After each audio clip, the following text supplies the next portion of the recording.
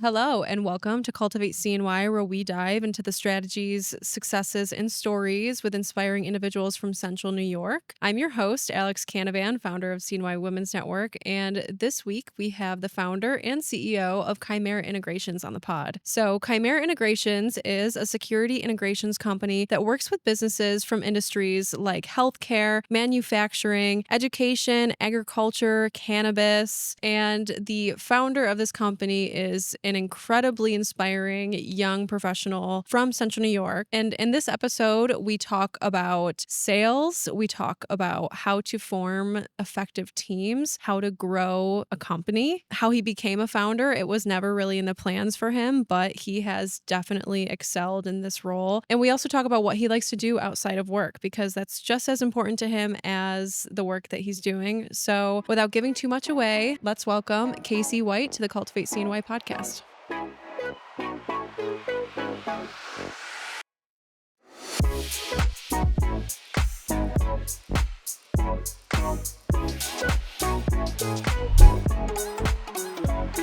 I would love to hear about Chimera Integrations, what you guys do, and then kind of share how you got into it.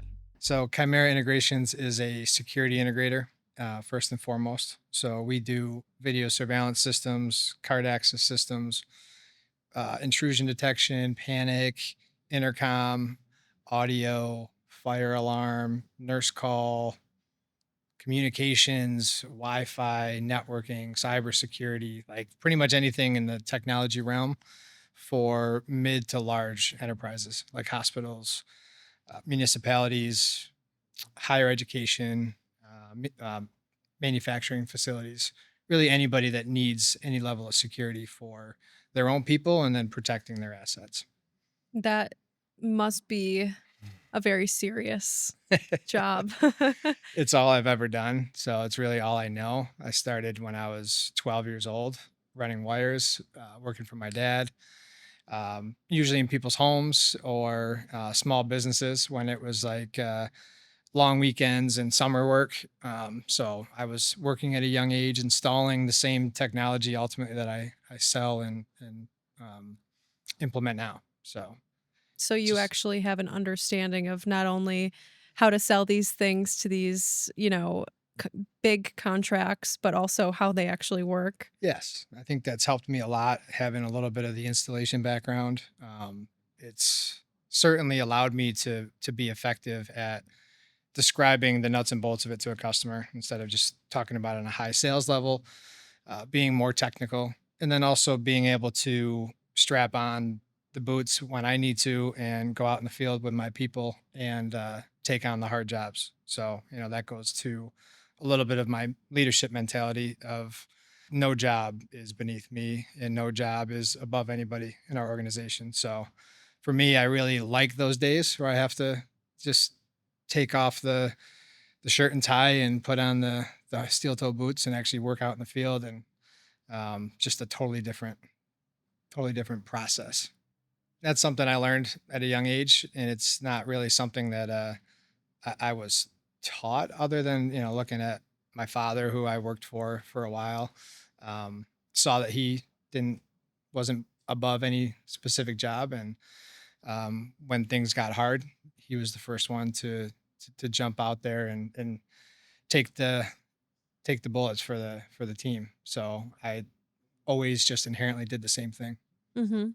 And then I started my company with just me. So I was selling, installing, servicing everything that the company needed or the client needed. I was doing by myself for a period of time until Mhm. I could afford to hire my first employee. And So I someone had like to. you, I'm sure would be a huge asset to any company that's doing what you're doing now. Why did you choose to start your own company instead of work for someone else?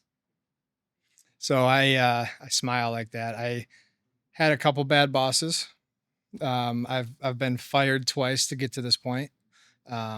Wasn't necessarily my plan to start my own security company, but when I got out of college with a business degree and got into the field, back into the same security field, selling it, um, it was really easy for me, and I felt like all the things that I learned in the sales side of the business made it clear to me how I could run a better security company than the one I was working for.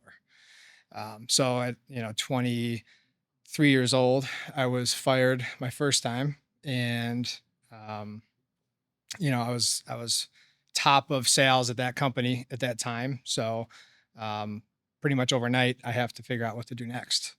So I jumped into a partnership with somebody who had a very small company, one employee, and I took that company over, and for 3 years increased the size of that to 22 people, and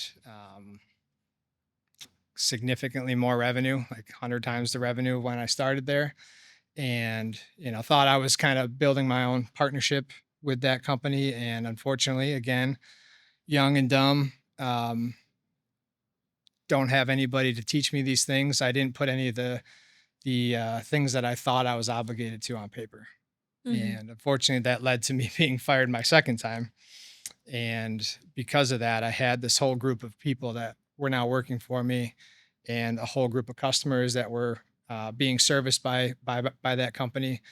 I knew that that company might not be there in a very short period of time. So literally overnight, I had to start Chimera and organically get back to that level, and then well beyond since then. So I feel like this was something that was forced on me, not something I planned to do from the get go. And I think because of it, it made it a lot easier because I felt I had no choice but to succeed. Mhm. Absolutely, especially when you are getting fired and you lose everything that you spent 3 years building. Yeah. How did you take that company from 1 to 22 employees? What did that look like, and how did you know how to do that?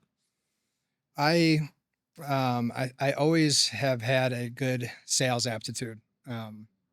Not really financially competent by any means. When I took accounting classes and statistics classes, I just was a nightmare. But when it comes to marketing and sales, it just feels like it comes second nature to me. Um, so I kind of grew a book of business in my first job. A lot of those people really like to follow the salesperson that they're working with. So I pretty quickly was able to bring a lot of customers into the new company just because of my sales ability, and really all the other things that it takes to run a business kind of just followed suit behind that. Maybe not so efficient, maybe not so well thought out, but at the end of the day, any problems that I created, I just solved by selling more, which is not good advice for anybody, but it worked for me. You just keep going in the direction that you know where to go, and Yeah. the rest will kind of Right. follow. Also that, and I think hiring the right people that you Yes. can trust and kinda lean on in moments like that. Yes. Yeah, that call that phase two. I didn't I know so much more now at Chimera than I did at that place. Those hires were all like nuts and bolts, like sell a job, hire somebody that can install the job. Just very um, not very systematic approach. So I hired a lot of good technicians and trained a lot of good technicians, and hired office staff, and I hired a CFO. Um, but it wasn't in an effort to get to a certain point. Like it wasn't me hiring with the idea of I want to be, at this level with this many people, this much revenue 5 years from now. It was really just do what we can with the amount of people that we can until we can't afford not to hire the next person. So it Yeah. was really that was really organic growth, but it was not well thought out. So fast forward to this time around, now it was a lot more pragmatic in the sense that I knew that I needed leadership early because I didn't want to allow myself to get bogged down with the day-to-day tasks of running this business because that just takes away what I'm able to do. So I really needed to focus on a leadership team so that I could do what I do well, and that's sell. So technical leadership, finance, all those things that I'm really bad at, I went out and found really highly skilled people to do those things so that I could focus on what I'm good at. And what was your strategy for finding those people that you could obviously, you're finding them, so there's a sourcing process, but then comes the interview and Yeah. really getting on board with them, because leadership is no joke, and those people are gonna be with you for a long time. Yes. I think it starts in the interview process. Just I'm not all that interested in what people had on their resume. It didn't mean a whole lot to me where you went to school, what businesses you worked for.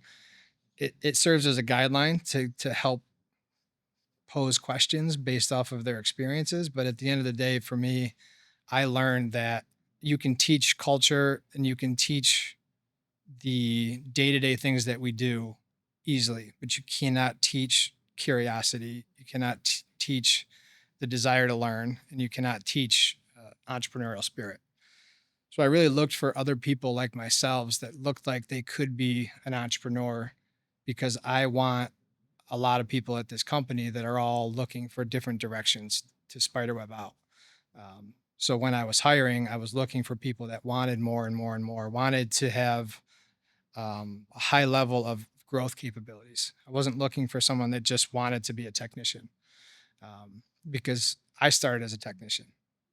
So I want all of my technicians to have the thought and the idea that maybe they want to be in sales, maybe they want to be an engineer for this company or somewhere else, because when they get the entire picture of what it is that we do, they become significantly better at their actual job. If they understand the sales side and the engineering side, they're a heck of a lot better technician in that Hmm. sense. So, um, give a lot of people chances that didn't have a college degree. Um, Again, the curiosity and desire to learn was more important to me, and just being a good person. Yeah. Um, Attitude is everything. Attitude is everything, and we've found some of the best technicians that I've ever met that just can't get along with people, and it's not worth it to the entire organization to have one person like that ultimately bring down the culture. Yeah. Because without culture, I can't keep people. Without keeping people, I can't do anything. Exactly. I was going to say, so you're basically explaining what an entrepreneur is, someone that is working inside of another company, but they're still innovating. They're very Mhm. much still, leading in their own way. How do you keep people there? How do you keep people interested? And how do you make sure that you're doing your part so you can even attract those kinds of people? It's a great question. It's the it's probably the most challenging part of what I do every day, without a doubt. So the golden rule is it's very cliche, but at the same time, it applies so well here. It doesn't. I didn't have to learn how to treat people. Like it's just something that I was taught. So as the founder and the head culture curator, it seemed quite obvious to me that I should create a place to work that people like doing, like coming to. I should hire and bring in management that have the same values that I do, so that first and foremost, the person who is a human gets treated that way every day. And on top of that, curating an experience that allows for them to be happy outside of just the day-to-day tasks that they have. We have a very highly skilled group of people that are out in the field working in businesses and high stress environments, but that doesn't mean that we can't spend a little extra time and money having fun on Friday afternoons and going out and doing the United Way Day of Caring as a group, spending an entire day volunteering our time. We just won the most wiffle ball championship tournament this past week on Thursday. Um, Occasionally, some of the people will come back Friday afternoon and we'll have Beer Fridays. We just had a leadership retreat up in the Adirondacks 2 weeks ago. We're just constantly thinking of ways that will give people just a more enjoyable experience. We do like to call Chimera a family. We treat people like family. There are a lot of family members that also work in the organization. But to me, it's very important that if people have difficulties in their lives, it's my duty to step up and provide assistance where I can, whether Yeah. that's extra PTO, whether it's allowing them to come in late, leave early, whatever kind of minute things that people ask for and want to just make their day and their week easier.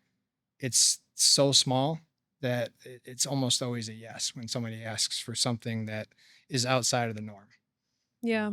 So it just, I think we bend over backwards to allow everybody to do what they need to do to have a good time, to support their families, and to just have a high quality life. Yeah. Well, I mean, right before we started recording, you were talking about your interests. You like to spend a lot of time outdoors, and it just seems like you are a leader that is aware that work is not everything. Mhm. We all have lives to live, and I think it's important to acknowledge that and to remind your employees that you are aware of that and you support that work-life Yeah. balance.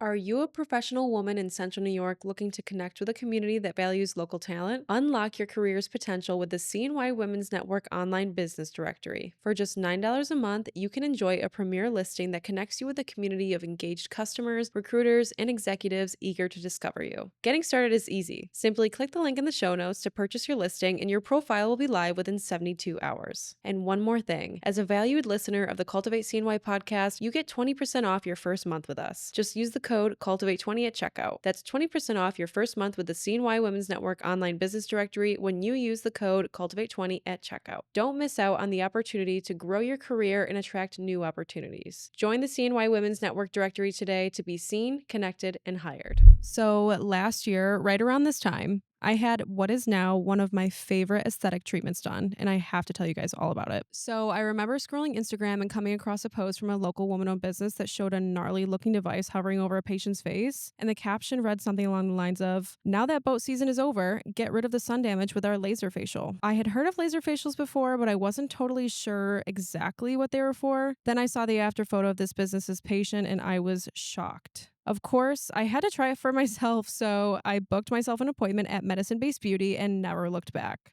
Medicine Based Beauty is your go to clinic for medical grade aesthetic services that blend art and science. They offer Botox, fillers, laser treatments, microneedling, and wellness therapies. And they have highly trained professionals that tailor each treatment to enhance your natural beauty. With locations in Ithaca and Syracuse, Medicine Based Beauty ensures safety and exceptional results for every client. Are you ready to start your beauty journey? Schedule your appointment today by visiting their website at medicinebasedbeauty.com or calling 315-920-0012. Elevate your beauty routine with Medicine Based Beauty. You will not regret it. Isn't it amazing that having that kind of human centered approach to business isn't that normal? That's amazing. It seems It's very new, yeah. like new age It makes me business. feel like people often will comment on, how did you get to this place? Like, how are you so successful? And I often want to say that, like, it's not that hard.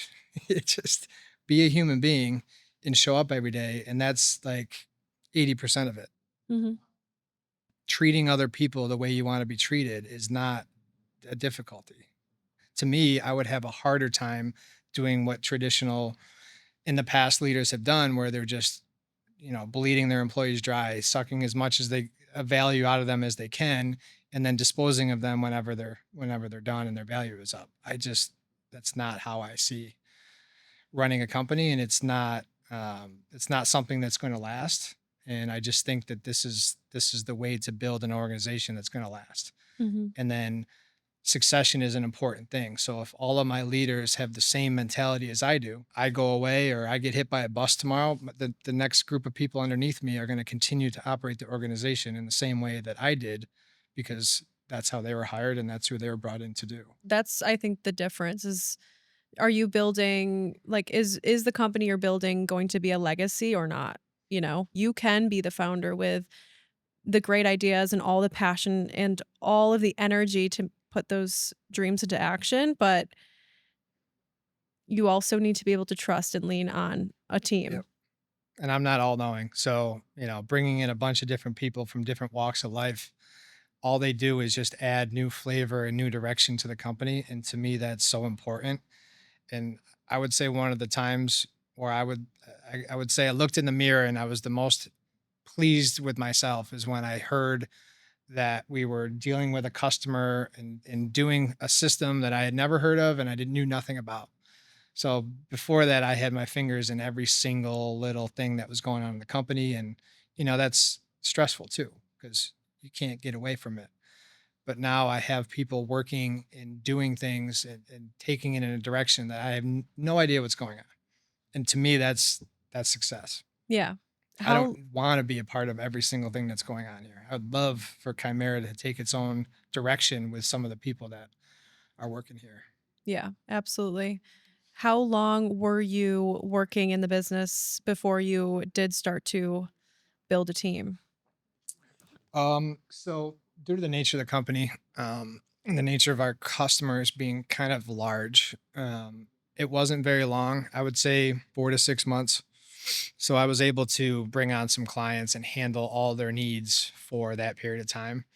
But one of my first hires was one of our lead technicians and now lead managers now today, um, just because there's only so much I could do as far as the field work.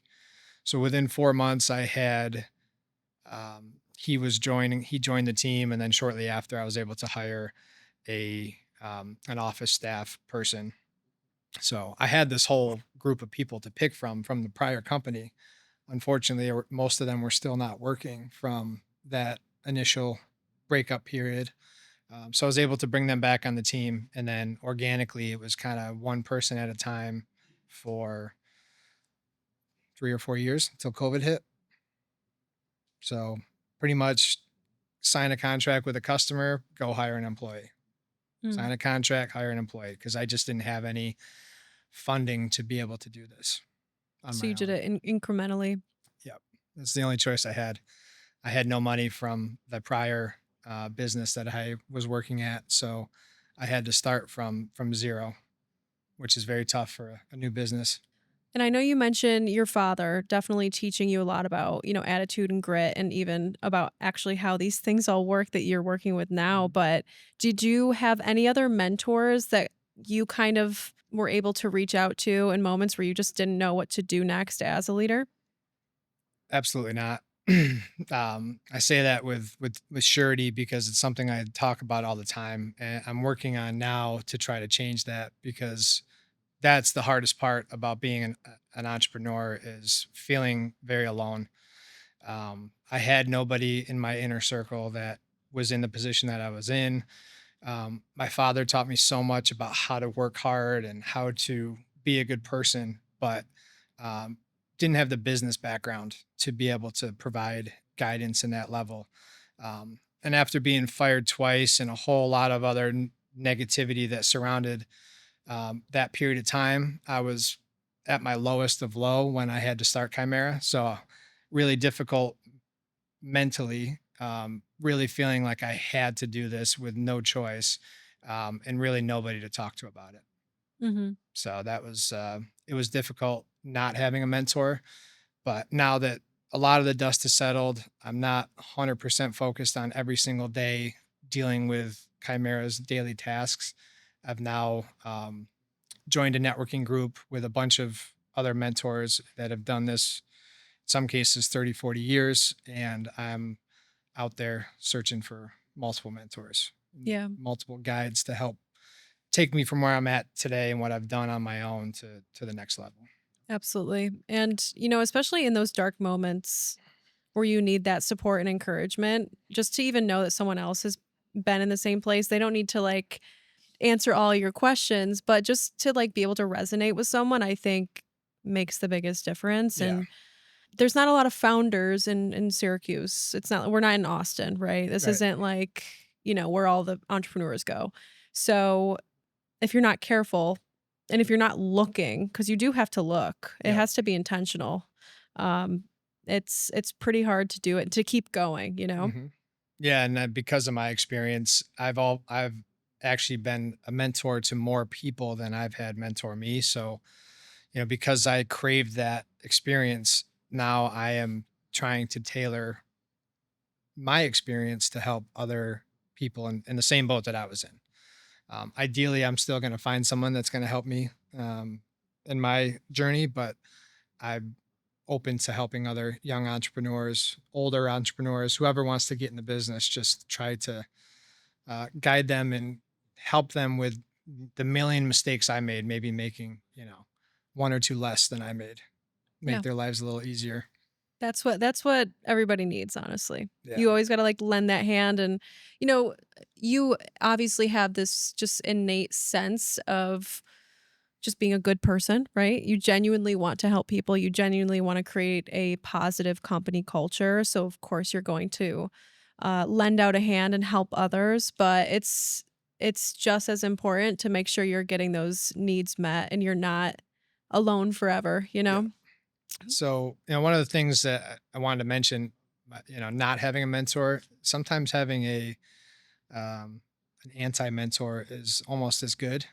As much as my father taught me how to work hard and be a good person, I also watched him work too hard and never stop working and not do a lot to enjoy his personal life.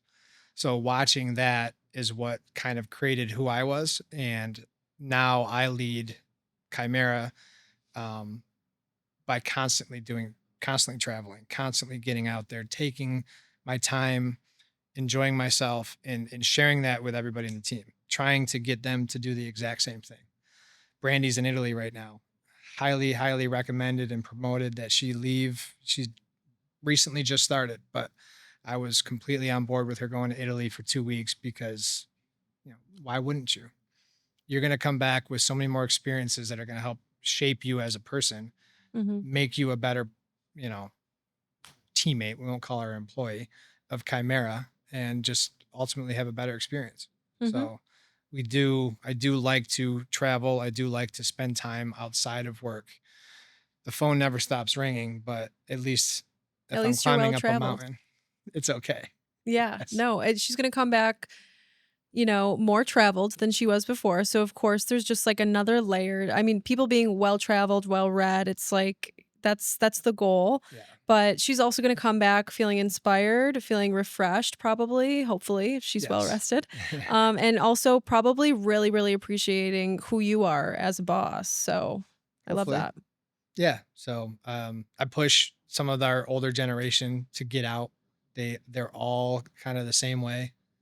I work 70 hours, Yeah. blah, blah. It's like, great. I'd rather see you work 40 hours and take those other 30 hours and better yourself, your mind, your body, anything to just get away, because there's only so much you can physically and mentally do in a work week and actually be efficient Yeah, and exactly. be, helpful for the organization. Mhm. So, Yeah, when I was in college, I did, like, I think 2 different research papers on, like, one on the 4-day work week and then one on, like, the importance of, like, movement and creativity, and, like, there's so many studies that people who work 4 days versus people that work 5 days were equally as they got the same amount of work done yep. because everyone spends the Friday just kind of, like, Yeah. fooling around Right. because they don't wanna be there. Yeah. And we're not meant to be working 40 hours a No, week. So, I I love agree. that. But let's get into sales. I mean, you mentioned that you are just naturally good at sales, and I can totally understand that, just being a people person. But can you provide some of maybe your favorite techniques or things that you always make sure to do when going after a big contract? Again, it's this organic feeling. It's a conversation. Mhm. Like in any relationship, whether it be work, personal life, when you're trying to meet a new friend, or you're trying to start dating somebody, it's all the same You're discussion. courting them, yeah. You are asking questions, you're getting to know them, you're finding out what they like, what they don't like. In a lot of cases, people walk in our world and they just ask the customer, what do they want? And they write down it on paper and then they quote exactly what they asked for, like you're at McDonald's taking an order. Um, that's something that I watched other people do when I was younger, and I just saw that that was very transactional, and it was a one-time sale in some cases. In a lot of cases, you might get that sale, but they don't value you outside of the fact that you were able to put a quote together. So when I learned the technical aspect of the business, which not everybody gets a chance to do, so I'm not saying that I'm better than anybody. I just had the opportunity to learn the technical aspect that allowed me to be able to have more in-depth conversations with a customer and try to figure out what their real issue was, and then maybe not even give them a solution that they think that they're looking for, but one that creatively solves the problem that they didn't know existed. So being very probing and kind of looking at their business as an entrepreneur would. So I want to know what costs you money. I want to know what dangers your people. I want to know all these different things that may not be related to a typical security audit. But when I hear some things, I'm able to design a solution to not just fix what they think they need, a camera, but maybe stop five other things from happening and save them money in the long run. Mhm. Because I hated at a young age constantly being taken out of everybody's budget because security was always a cost. It was an item that just lowered the bottom line. It didn't make anybody any money. It didn't save anybody any money. So I was just constantly looking for ways with technology to provide a return on investment. So it wasn't a transactional relationship. So I didn't have to always be the lowest priced option. So I think kind of looking at it from those different perspectives allowed me to be a lot more effective in designing and selling to customers and not being just one of the vendors that got brought in. Mhm. Yeah, that's like providing a ton of value just right up front. Not only are you keeping them safe, but you're saving them money, which isn't common, like you just explained, for people in the securities industry. What about like following up? Like, how do you maintain that relationship and make sure that that person is a returning customer?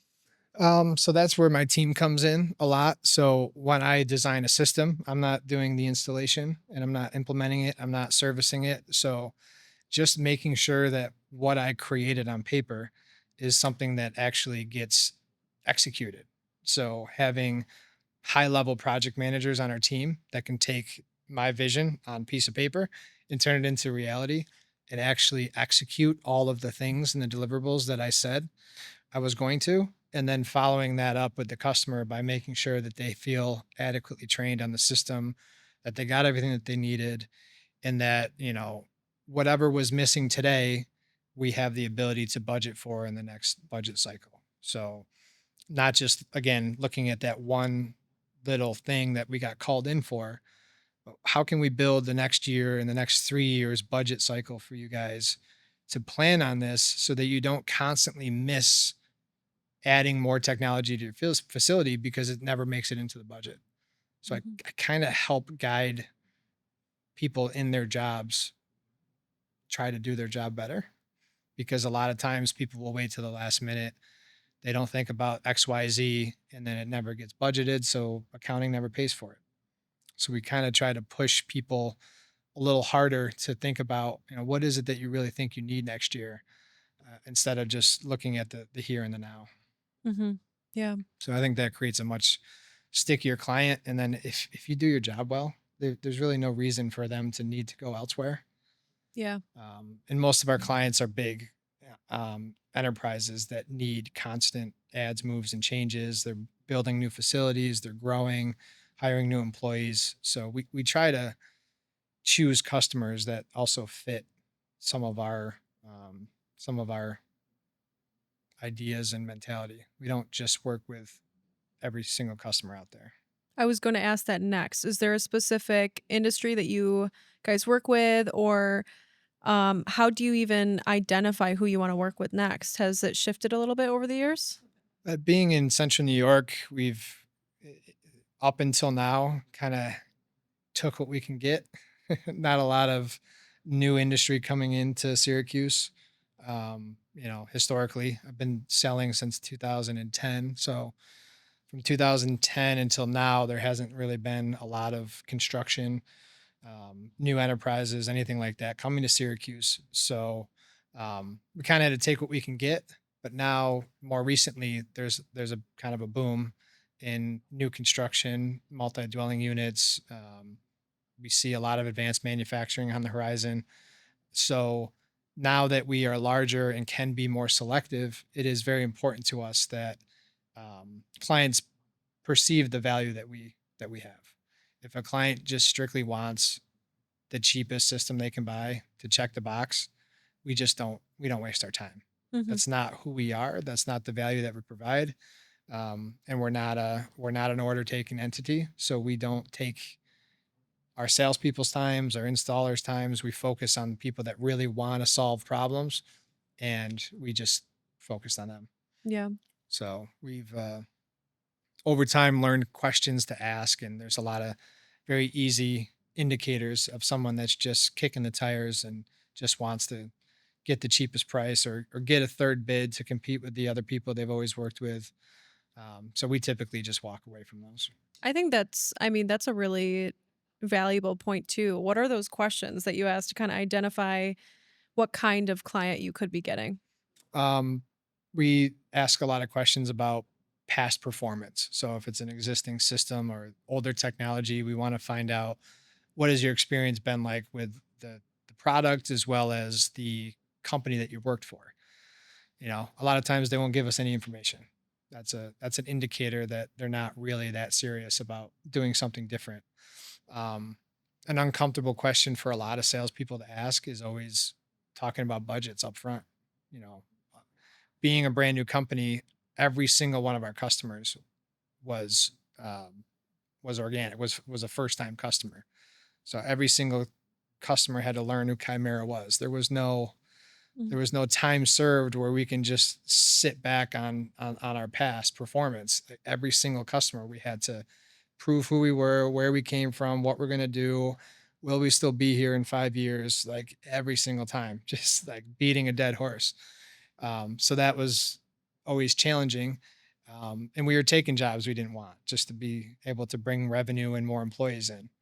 Um, so that has now morphed. Now it's a bi-directional interview in the beginning, making sure that they have budget set aside or they're planning on setting aside budget, that they want to solve the problem and that they're interested to hear what we have to say. A lot of people will take you around and say exactly what they think they need and basically show their level of expertise or try to out expertise us in our own field. And then we're like, this just doesn't seem like you need us. If you know all this, you might as well just do it on your own or call an online company and just buy the products and do it yourself. Mhm. Yeah. So, What if you are approaching like a dream client that might already be working with another company like yours? How do you has that happened? of course, And how do you set yourself apart? I think it's the conversational side of things. Just if I get an opportunity to at least do a survey, we'll take a look at what they have and I'll point out some things that they may be missing or they may not have thought about. Typically that right there is the biggest thing when Mhm. they believe that they have it all figured out and then someone comes in and within minutes is pointing out some very significant flaws in their plan. um, not not taking anything away from them or the client or the entity they're working with before, but just showing our level of experience and our level of thought about the entire ecosystem as opposed to just the security platform typically gets them thinking like, okay, there's something better out there, maybe. And then I'm very, very hands off. Just if you're happy, I'm good with that. I just wanted to get an opportunity to meet you, learn about your business. I'm a Central New York native. I am intrigued by every business that succeeds in this area. Wanted to get to know you, see what you're doing, and just let you know that we're out here if you ever need us. And then I will leave them alone until some other thing comes about that makes me think about them and give them a call and just check on them. And maybe a new technology comes out that I think will solve a problem for their problem that I saw at the walkthrough. If I really want them and I'm really pushing hard, I'll keep calling and just see if I can be of assistance. But honestly, it's few and far between where we aren't able to get a chance to get in the door and then ultimately have them become our customer. Well, I especially think like after you were explaining, you know, well, as soon as you find the flaw in the system and are telling them things that they didn't even think about yet, obviously that's going to kind of stick in their head. It's going to kind of like be unsettling for the business, not because of what you did, but like, oh my gosh, there's a flaw in the system.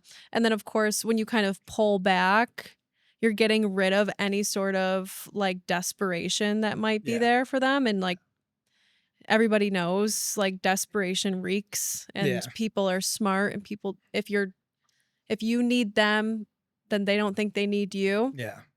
So I anticipated you saying that next is like, okay, and then I pull away. Yeah. And then it's kind of like just trust the process. Yeah. Yeah, we definitely, we don't even use a CRM system. I'm not bragging about that by any means, but I was I gonna say, what is your CRM? it's all up here. How do you retain that? All those little details. It's so impressive. Well, we do have a sales team as well. So I'm kind of speaking on behalf of myself at the moment. My sales team, they have their own process to help them remember those things. But I have a I have a terrible memory for some things and I have a really good memory for other things. I pretty much can remember every single customer I've ever worked with down to the number of cameras and card access doors we've installed and the difficult door that we had to work 7 days on to get a lock installed. And I remember it all. Um, so it's not. I think the lack of a CRM is a good thing, like you just mentioned. If I'm calling, annoying them, like they're not sitting around waiting for my phone call to help push them to sign the quote. And we're also not sitting around needing more work in our backlog. We just are we are very busy, so we don't have to be pushy. And I think being pushy leads to the idea that, maybe you're not as valuable if you need this so badly. So again, not great advice for a salesperson or a new entrepreneur, but I really don't follow up a whole lot unless it's, occasionally I'm on long drives. I'll call somebody and just say, hey, what's going on? Just making sure this hasn't fallen off your plate. It's okay if you don't want to work with us. I just want to check in and make sure it wasn't forgotten. But Yeah. yeah, I don't like to push or be super salesy. Yeah. Yeah. Me too. I always tell myself that I should be probably following up more, but I'm just very like it just needs to feel real and authentic. I just don't ever force anything, but Mhm. if it's natural, oh hey, I was just thinking about you. I hope all is well, or I saw this big announcement. Congratulations. I'm so excited for you. Yeah. Things like that. Yeah. But of course, then you hear the all the rules that there are in sales in the sales world, and it's like you must follow up within 72 hours because after 72 hours, they're never going to remember your name or what you Yeah. talked about. That's so untrue. Yeah, At least in my world. There's different, obviously, types of sales out there, more high pressure sales, more highly competitive sales. But I learned really young that all of those rules are BS. yeah. And you create your own rules, you set your own expectations. You can do a lot within the meeting itself to set up future follow up. So I don't spend a lot of time bothering people. What do you think makes a strong pitch? I think it has to be very customized to what it is, who you're talking to. So I think the people that break through on cold calls and cold emails to me are creative. They've done a little bit of research about me, or they've just made me laugh or been extremely blunt, which, I think is great. I'm a direct, blunt guy. So if someone just says to me, you absolutely need this, you're dumb if you don't have it, that I might be more responsive to that than somebody just sending me these long paragraph emails about how they can change my, bottom line and make more money and hire more people, because those just they kind of blend in with all the rest. So congratulations are nice, but that's becoming a little bit that happens a lot. So It's easy too, it's easy. You see a LinkedIn announcement and you immediately get 50 new emails either on LinkedIn or on my and personal they're all email. automated too. They're You just very click the automated. button, So, message, congratulations on your work anniversary. yeah. Or if they like dig in a little bit and they found a little piece of information or looked at a photo and commented on something a little bit more than just, something an AI bot could do, then I might be more responsive. Yeah, especially as a founder, you are very, very busy, Yeah. and I'm sure a lot of those emails do come through. So just thinking about how can you make a person laugh? Everybody loves to laugh. That's a really good piece of advice. Or just simply how can you stand out from Yeah. the rest? And I can promise you you're gonna trip up, but there's a lot of different types of personalities and a lot of people won't like the blunt or the humor, but you weren't going to get to them with your basic email either. So you're in the same spot whether you did something a little bit more uncomfortable, or you just sent a basic chatbot type email. What's the Hmm. difference? You Even might if as well try. even if they don't like your humor, they'll at least know your name. Sure. Right. And they may never let you in the front door, but that's okay At least too. they know who you are, right? Yeah, exactly.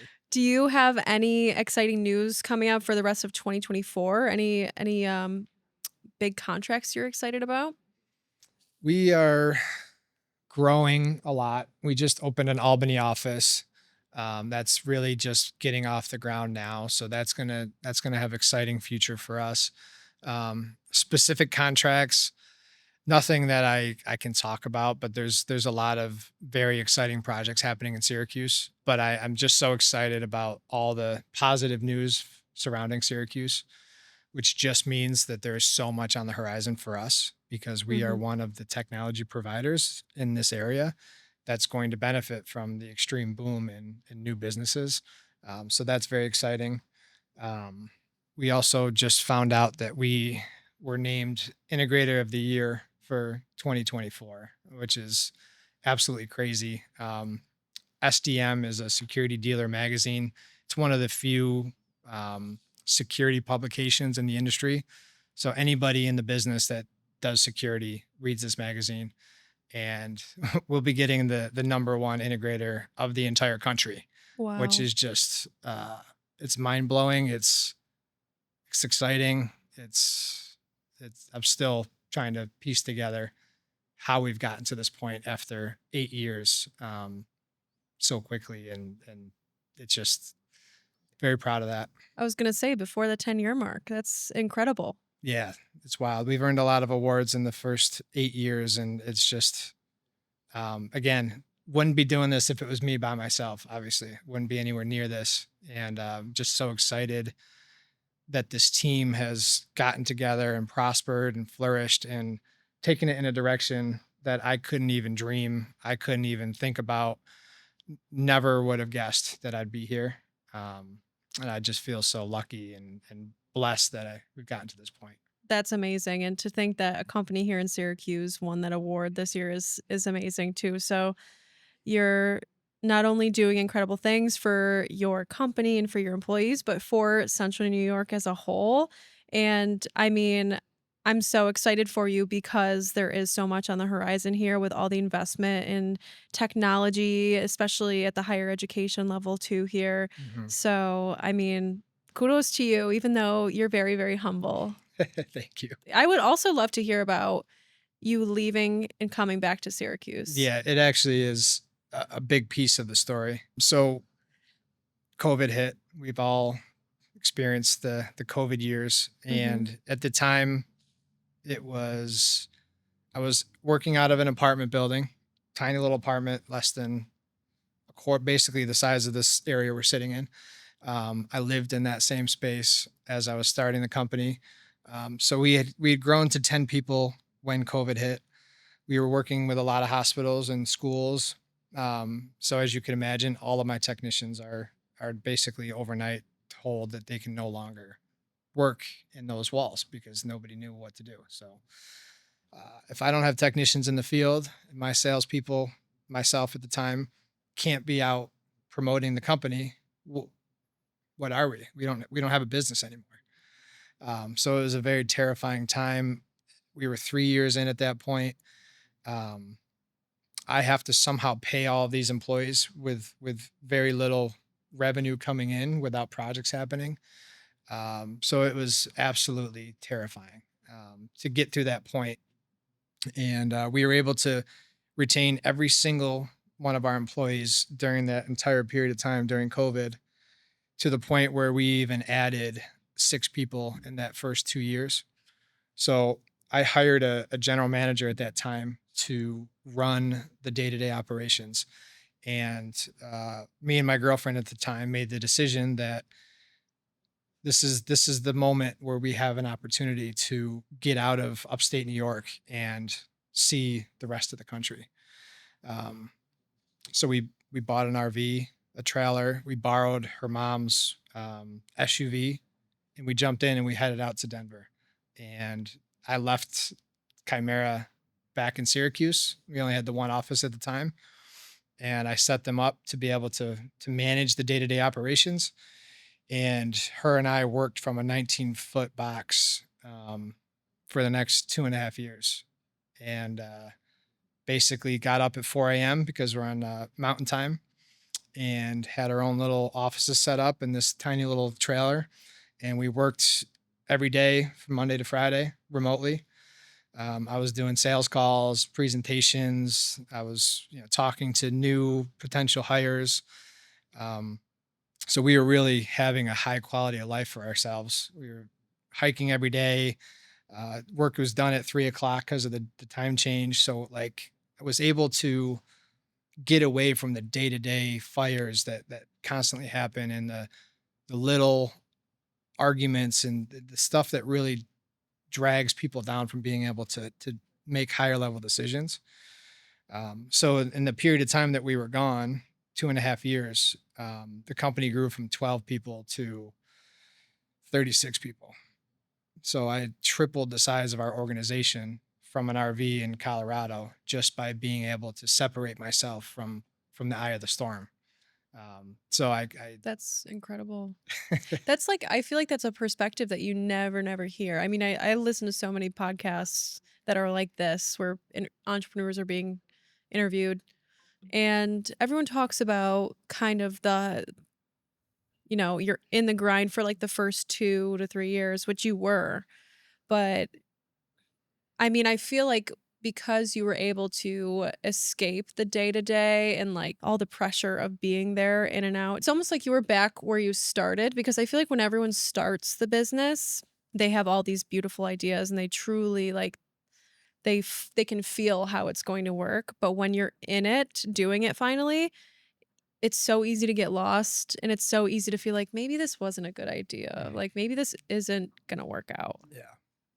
And I want to be available to my team. So I at my old office before we moved, I literally never even had a door on my office. Like, I couldn't shut it because there was no door. So, I was always available to everybody anytime. And again, not good advice. So don't take that advice. But when you are available to everybody in the organization, they pull you in different directions. And I want to help everybody else. So Mhm. helping everybody else was not helping Chimera grow. So pulling myself out of that situation altogether was the only way I was able to focus on bigger, better things and ultimately help set the stage for where we are today. And my CFO got hired. I was in Utah, uh, somewhere down in near Zion. I remember having the first conversation with the guy. It was midnight, and I just knew after an hour conversation with this person that I was going to do whatever it took to get him on the team. And he's now the vice president of the company, and has really shaped the direction that we've gone in. My sales manager, I remember I was in New Mexico doing some sort of yoga move on a carpet on the ground, sitting on the phone, stretching, talking to this guy again. This person is going to shape the sales and marketing of my entire organization. He's now our sales manager, and has had so much impact on our company. It's hard to measure. And then we acquired a company up in Plattsburgh. So that was one of our first new offices, which again, never went to Plattsburgh, never met them face to face, but had the vibe, had the feeling that that was going to be the right fit. And then within 3 months, I started a Potsdam and a Watertown office. Again, all from the RV and just not only being remote but being able to hike every single day after work, and then go to sleep in the middle of nature, whether it was out in a tent or in our little RV with paper thin walls.